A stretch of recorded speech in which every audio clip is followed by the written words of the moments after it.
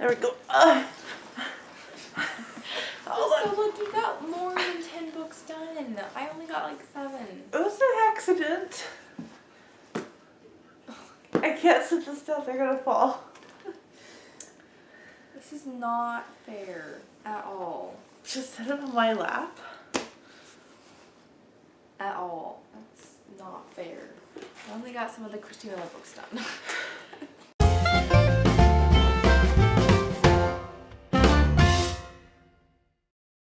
Hey, so we've got a pretty big stack. All of mine are at the library, but this is all I have that are. Oh, I also finished a couple audio. What are all the books that I read this month? Are you kidding me? I do not have any audiobooks, but I do have a Kindle book that I have made a review on my blog for. But, okay, y'all, we need to get into this. Yes. Alright. So, the first one that I read, my mom actually did that, was Prince Caspian. We finished this one. This is our read aloud. Yeah. That darn cat. This is about the story of a boy named Caspian, but he's this prince. His parents are no longer alive, and his uncle is the king, as well as his aunt is now the queen. And then his tutor figures out that Caspian's uncle wants to murder Caspian, so Caspian doesn't become the next queen. Caspian then leaves from the tutor's, tutor wanting him to leave. So he leaves, and that's kind of like the first part. And the next part is when Susan, Edmund, Lucy, and Peter, they are off to school. Yeah, the 4 Pevensey children. They're off to school, and then while they're waiting at the train stop, they get transported into Narnia. Remember, we're not narrating. Yeah. And then they figure out that Caspian is in trouble and try to help him. How do they get there? They were called there. Yeah. So, and then they find out that Narnia has changed since they last saw it. It's been like thousands of years, I think. Yeah. Like it changed. Or hundreds. I don't remember. Yeah. And the best part of that book is you get to meet Reapy Sheep. The next one that I read was A Time to Cherish, which was the next book in the Kristy Miller series. Honestly, you gotta know what it's pretty much just a diary, pretty much, of Kristy Miller. What happens? I read A Time to Cherish, Sweet Dreams, A Promise Is Forever. I do know a little bit more about Promise Is Forever. Then she goes to England on this kind of like a missionary trip in a way. And Todd is no longer there. He went on another missionary trip to Europe? Yeah, Europe. And so she's now dating this other guy named Doug, who is like really good friends. And then she figures out that Doug is not for her, and she stops dating him. And then after that, her other best friend Tracy, she decides that Tracy and Doug are more likely to become a better couple instead of Tracy and Doug. Don't spoil anything. And so they start to date, and it's Kristy kind of realizing that instead of trying to find a boyfriend, just let God kind of, choose for her kind of thing. She is a lot more matured in this A Promise Is Forever. And then in the next one, which is Kristy and Todd, The College Years, which is like, I have like one more chapter left.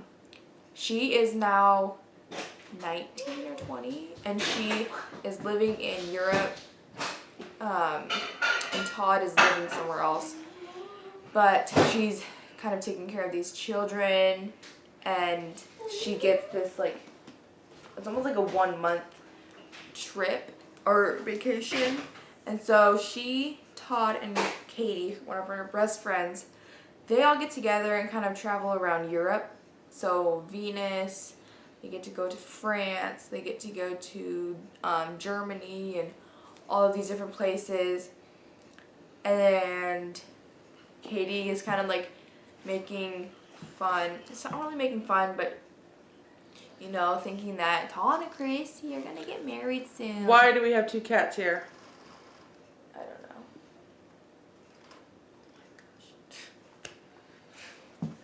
know. You talk about Kristy and Todd. I'm gonna find out why we have cats. And so, she's so much more mature than here. I love it that she's more matured. I hated the one thing that I disliked about the Kristy and Todd, the Kristen Miller series, was that she was so immature. She acted like, instead of a 14, 15, 16-year-old, she acted more of like a 12, 13-year-old, which I found really annoying. But she is so much more mature here. She's deciding to make life choices and, yeah, pretty much just trying to figure out her own life.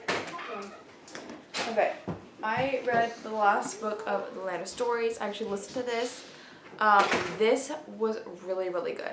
This is, so Connor finds out that his sister is under a curse and that his sister is going to destroy the entire New York. She's going to destroy it. She's under a curse, so she can't stop herself from destroying all of New York.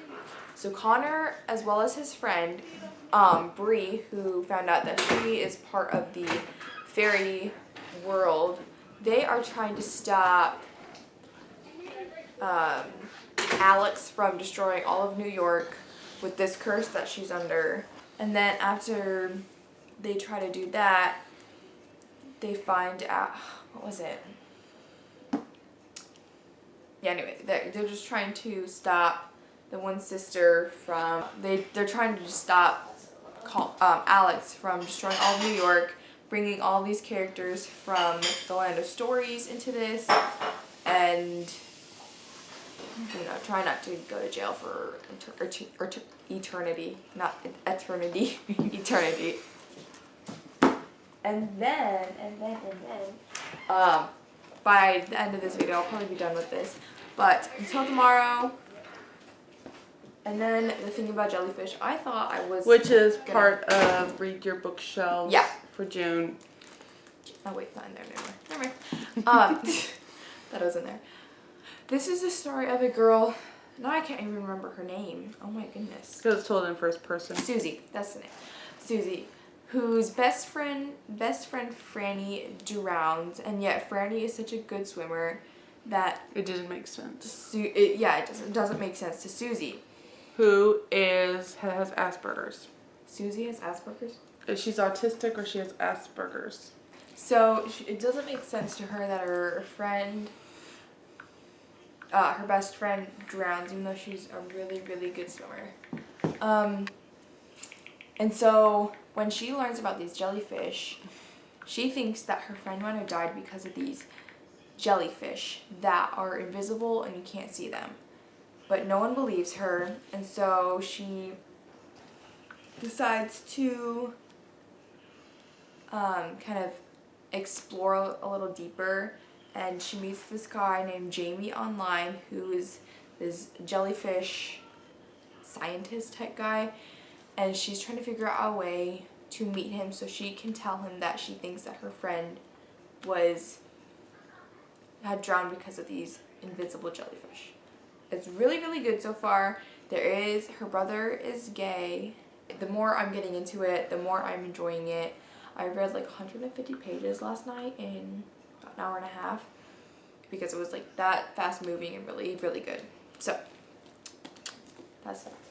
Leave my Goodreads review for the thing about jellyfish because there are some things that I know conservative Christians will want to know about that. It will be linked down below for you. There is a pretty big stack here of books that I have read this month. I feel like I haven't read as much this month, but apparently I have. Yeah. There's 3 here that are part of the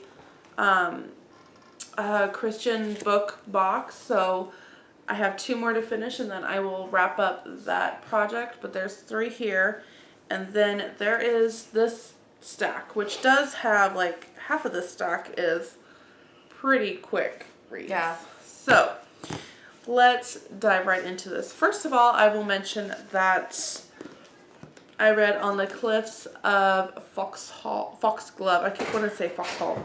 Foxglove Manor, and I have done a book highlight on this, so I will link that video down below. It's by Jamie Jo Wright. Loved it. I mean, duh.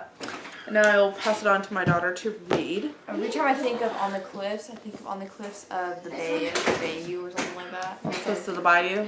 Yeah, I just keep thinking of that. I'm like, what? So for my Read Your Shelves month of June, I finally got to the Many Reflections of Miss Jane Deming. It reminded me a lot of Terpsichore. What is that one called? Sweet Home Alaska. There's just a lot of elements about it that I really liked.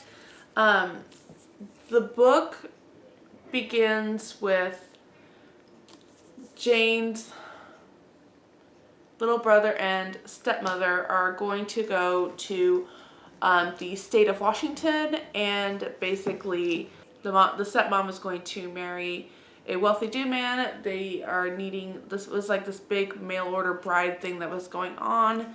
They are Civil War, like widows and all of that. And so she's hoping to go out there and find useful employment. She is pretty much bringing up her little brother. Her stepmom has this idea of no coddling. She's 10, 12, and I don't even think she's 12. Like 10 or 11, and her stepmom thinks that she, is ready to handle all this responsibility, and for that time, things like this make sense.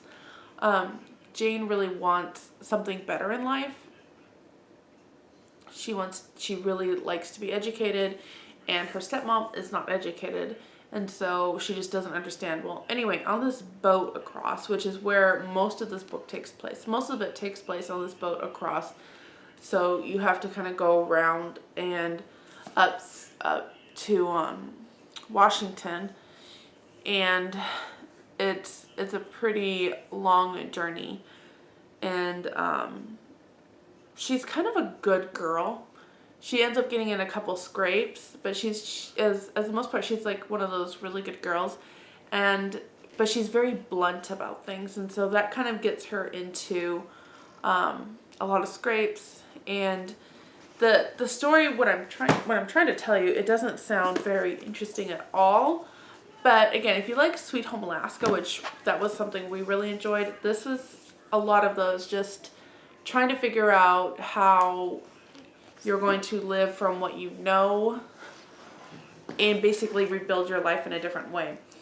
What I liked how the author worked with the stepmom in this is that the stepmom isn't like the evil Cinderella stepmom. She's just one of those clueless, wants to fit in. She's a young widow, and she just has this idea of wanting to fit in, and doesn't want to be tied down to a child unless that child will benefit her.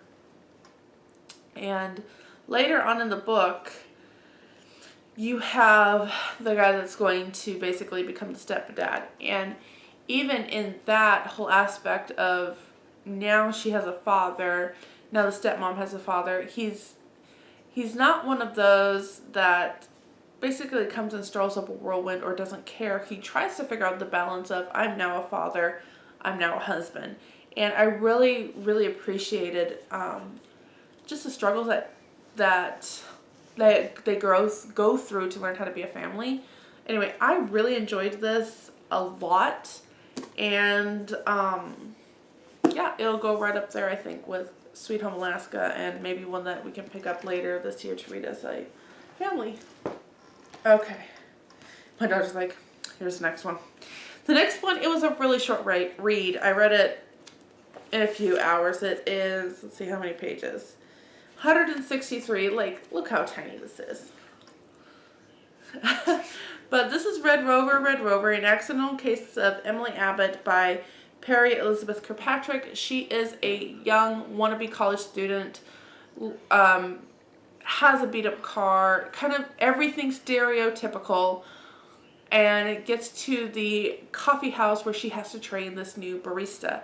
Turns out this barista is working with the CIA, and a lot of this didn't make sense to me because he'll throw out these things this isn't the movie's Frostbite, he calls her that. There's a whole thing in here about it.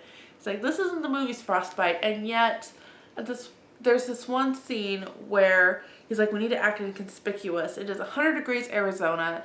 They made a big deal about this because this guy ordered black coffee in Arizona, 100 degrees, and she thought, this is really weird. I'm like, honey, we drink black coffee on a very hot day. I don't know if this author is just not aware of that or if it was one of those things. It was just, again, there was just a lot of things like that, and then they walk out with a sweater and a beanie trying to be inconspicuous, and I'm like, there is something just odd about this. And then I finally get that the author is just making fun of all these things. Like, this whole book is just making fun of these idiot things that you see in the stereotypical chasing movies and things like that. So once that kind of clicked in my head, this was a lot more fun and enjoyable and hysterical. And I'm actually going to hand it off to her because I think she'll really enjoy it. So my grandma also said I like this. Yep. So, and then there's a whole series of that. It's just one of those, it's kind of, I guess you would call it a cozy mystery, but it's like a cozy thriller or something. It's short, but it's action-packed. And then I saw this one, I think, on Hicks Picks Books, I think. There's been a couple new people I've seen lately, so if not Hicks Picks Books, it may have been Lizzie Faye Loves Books, I think her name is. This is Mayhem on the Orient Express, and the title is what made me run on my catalog library and see if they have it. The cat is mentioned like once or twice in here. It's not really a local or it's not really a main part of this, but it starts out with these 3 women that basically are in a judge's office down in the basement, just yelling and screaming and picking at each other, and the judge's wife comes in and is like, you know, it's terrible because, again, all this is in the basement. It's terrible. We're not going to get the funding we need because we can't host a book club. And so the judge is like, okay, that's it. Like, punishment for you guys are going to be that you have to do this book club. And then he satisfies his wife and makes this all work out. And so they chose Murder on the Orient Express as their first book club pick. And then somebody else comes into the picture that just enjoys reading. And then the guy that works at the Orient Express, which is a Chinese food restaurant, is found murdered. And it's the place that they love to eat. And so basically they're like, okay, can we figure this out? And during all this, there is a snowstorm, and everybody ends up at our main character's bed and breakfast that she's building up. And it just is this perfect stage for Murder on the Orient Express. But this is Mayhem at the Orient Express. So it was a lot of fun. It was very cute. I had a couple issues with like the whodunit because I felt like at the end we just had an easy cop out. I don't know. But it was fun. It was fun. It was okay. But I need to get that back to the library. The other library book I have for this month is The Bookish Life of Nina Hill. Again, a new, I need to like start writing these down when I get them because this was also another new to me. I think it might have actually been Krista at Books and Jams that showed this. No, I don't think it was. Anyway, somebody talked about it and I was like, this looks like fun. I need to go check this out. What I liked about this is not only is she a book nerd, but she is a really poor planner. And so throughout the book, there are these little plans in there and they're hysterical. There's a couple, I want to say there was a couple things in here that were like, ooh, let's just kind of skim over this. Okay, yeah, I remember I was reading some of this and I was like, oh, this is really fun. And I texted my girlfriend this. And I'm like, hey, I think this would be a book you would really enjoy. She's an introvert. And just a lot about her just makes me think of you and I think it'll be funny.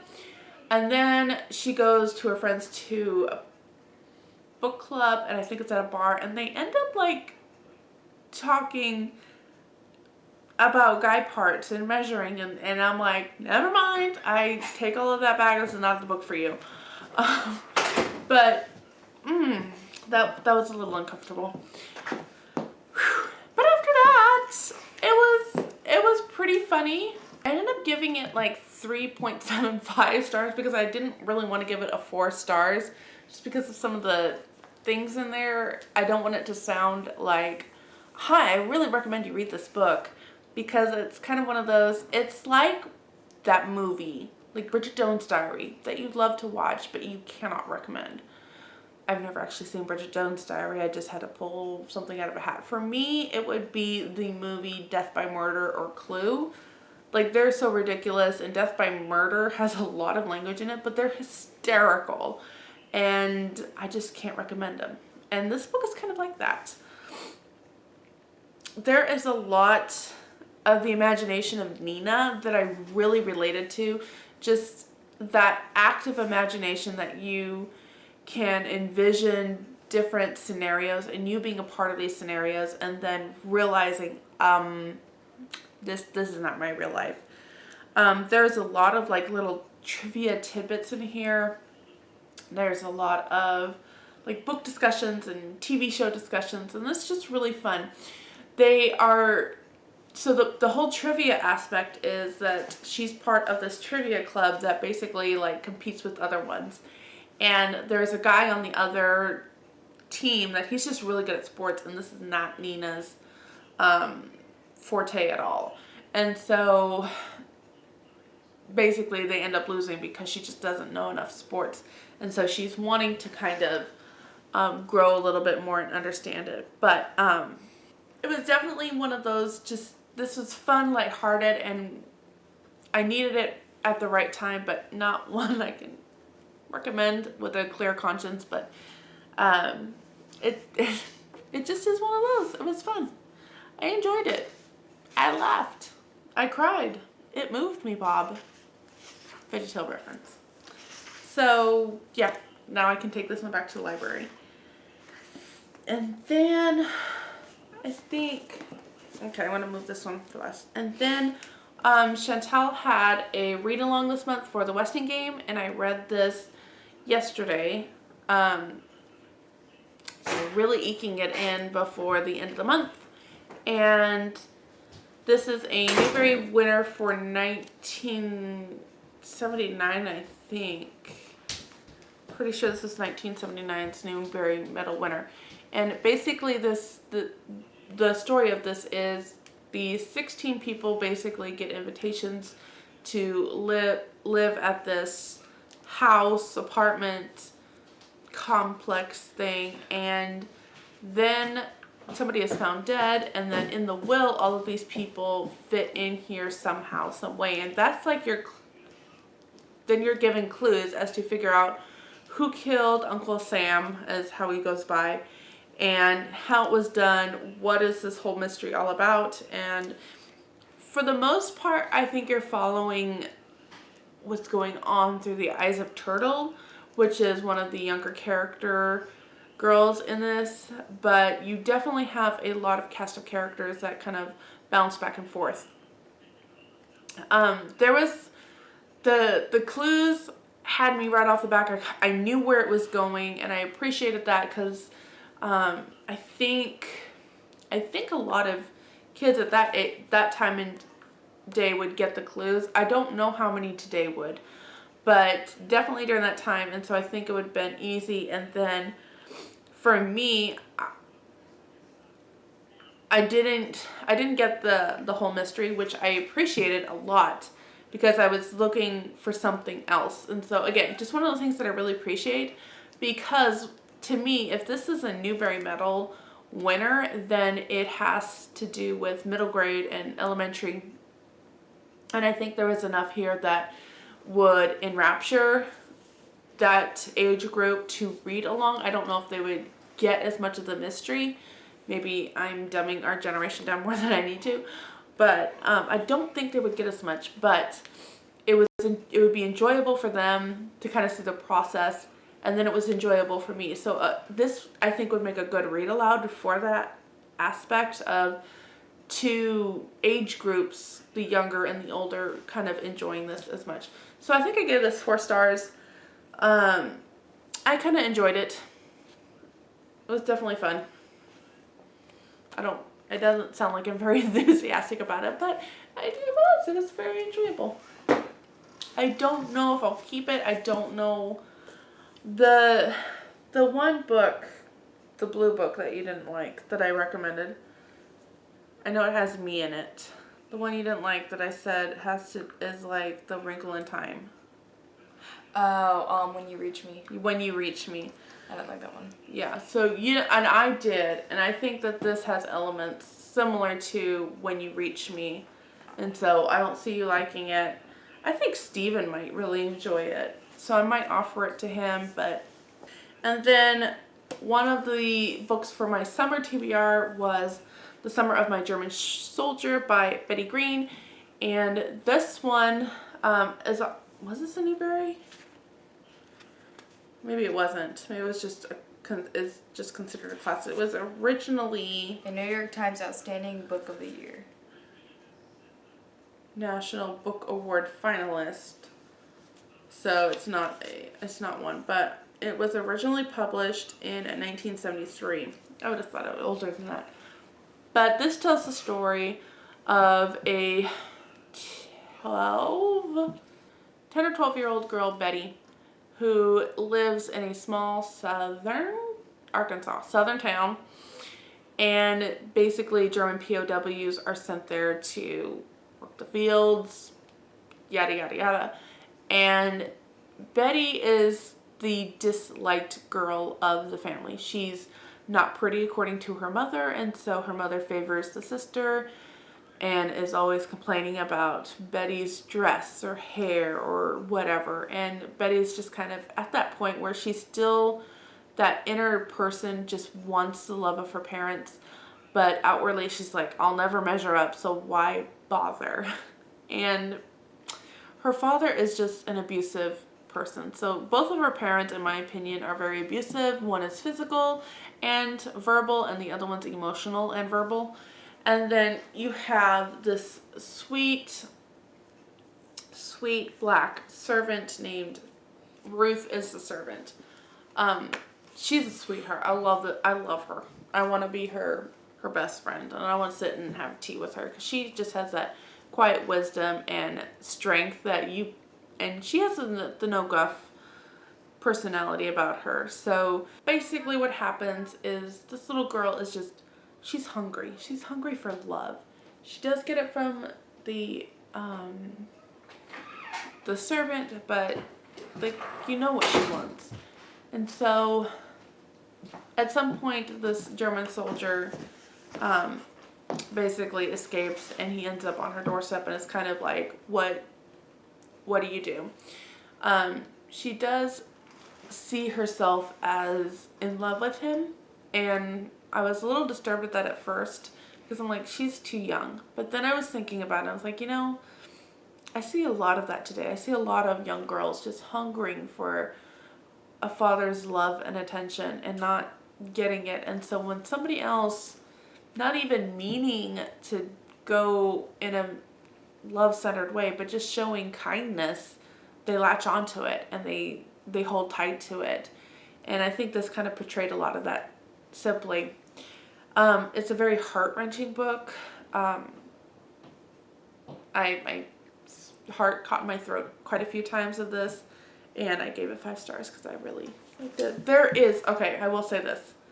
I don't know if I gave it 5 stars. I might have knocked down a star or half a star, because there is a lot of taking the Lord's name in vain in here. And it got to the point where I was just cringing every time. So I might have taken a star down for that, just because it's not necessary. You can make a point without doing that. And then I think my final book is The Impossible Knife of Memory. I've had this for a while, and I just was like, I need to pick it up and read it. It was one of those that I was so hesitant to read because A, it's told from a YA perspective, definitely a YA novel, and B, it's going to deal with some really harsh stuff like PTSD.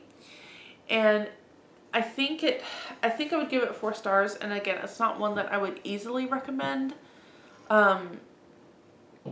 It's a very gritty book, and a lot of it was frustrating for me just because I don't like high school drama. And there's a lot of that in here, and a lot of Haley's, which is our main person, or our main protagonist's name, there's a lot going on with how she views the world, and a lot of it has to do with like zombies. She just views everybody with zombies. She plays bloody, nasty video games that are described. There's language in here. There's a boyfriend in here. And even that was kind of cleaned up nicely, and I appreciated that. Like, that wasn't like the center of the story, and I appreciated that. But the PTSD was definitely hard to read because, not because I understand it or relate to it, not that I have lived it, but I have people in my life that have lived it, and it's heart-wrenching. And PTSD is different from clinical depression because PTSD is triggered by something, but with that comes depression. And so I think the most understanding thing is just kind of seeing how it affects the whole family. And because of that, it was very disturbing to me, if you want to call it that nobody addressed our main character's PTSD from having to live her entire child life of her father blowing up and going from loving father 1 minute to raving lunatic, punching walls, and horrific nightmares. Like, nobody addressed that for her. Other than, you can't be the only one to carry all this. But this girl, every time she thinks she can't get a hold of her dad, she starts basically hyperventilating and has to figure out where her dad is, has to know every situation, has to do everything. Nobody is addressing the fact that she basically tunes out life in her stress. None of that was addressed here, and I think that was something that really needed to be. So anyway, it was really good. I will not read this again. Like, once is enough. And like I had written in my Goodreads review, it was good to pick this up and read it again, not because I wouldn't understand, but there's something about reading a book and just knowing that you can set it down and walk away that you can't do in real life with your friends, with those that you want to help. You can't do that. You can't just be like, I need a break, walk away. You're there for them, and it's draining. And there's just something about this that kind of connects you to the soul of a person. That's why I really enjoy books. That you can be inside and in their thoughts, where I can't do that with my friend or friends or acquaintances or anybody. And so there's just a stitch of something that's like, hey, I can take this, and I can put myself in that other person's shoes because I have something that is understanding to me. I don't know if that makes sense. So, this was really hard to read. Again, I probably won't keep it. A lot of language in there. And it was good, but I probably won't keep it. But that's it for this time. I don't know. Do you think we'll have a July TBR video? I know I have a lot of classics that I really want to kind of get caught up on this month. So, and kind of books that I want to try and see if they're worth keeping or not. Like a lot of that. So maybe we'll do kind of try a chapter video, but I don't think we're going to have a July TBR video this month. I think we're just really going to work on the TBRs that we have, which that video will be coming out. I know I did mine. That video will be coming out here soon, which I just basically filmed all of the TBRs that I have, and I condensed it to one video so that I can keep track, you can keep track, we can all keep track and move on happily ever after. So, until next time, have another cup of coffee. Or tea. And read another chapter. Bye. You're the only one that says bye. I know,